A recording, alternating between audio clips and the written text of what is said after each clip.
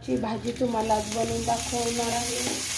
तर हे तव्यावर अशा प्रकारे गवारीच्या शेंगा छान भाजून घ्यायच्या।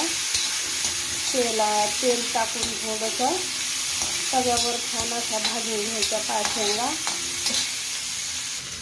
असं लसूण आणि हिरवी मिरची अशी ठेचून घ्या किंवा मिक्सरमध्ये बारीक करा किंवा चिरून टाकली हिरवी मिरची लसूण बारीक तरी सुद्धा चालतं। शेंगा भाजून झाल्यात तर आता हे लसूण हिरवी मिरचीचं ठेचून घेतलेलं ठेचा आणि चांगलं परतून घ्या। ते छान परतून झाल्यानंतर चवीपुरतं मीठ टाका आणि थोडी हळद टाका आणि हे सगळं चांगलं परतून घ्या थोडं। आता पाणी टाकायचं थोडं शिजायला आणि शेंगदाण्याचा कूट टाकायचा थोडा आणि एक 5 मिनिटाकरता शिजून द्यायच्या मीडियम गॅस करून। हे 10 मिनिट झालं मंद आचेवर छान शेंगा आपल्या शिजून झाल्यात।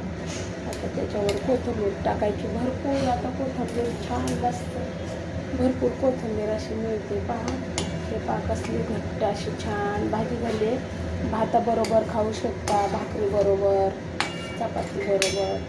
तर आणि लोखंडी तव्यावर किंवा लोखंडी कढईमध्ये भाजी बनवा, आरोग्यासाठी खूप छान असते आपल्या। आणि लोखंडी तव्यामध्ये भाजीला जास्त वेळ ठेवायची नाही आता गॅस बंद केला, भाजी आपली शिजून झाली का लगेच दुसऱ्या भांड्यामध्ये काढून घ्यायची, नाही तर काळी पडते भाजी।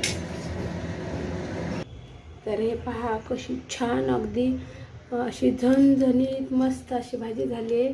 तर हिरवी मिरचीची गवारीच्या शेंगाची भाजी नक्की बनवून पहा, खूप सोपी पद्धत आहे आणि एकदा तुम्ही अशी बनवून पहा अशा प्रकारे, खूप आवडेल तुम्हाला, खूप छान लागते। धन्यवाद व्हिडिओ पाहिल्याबद्दल।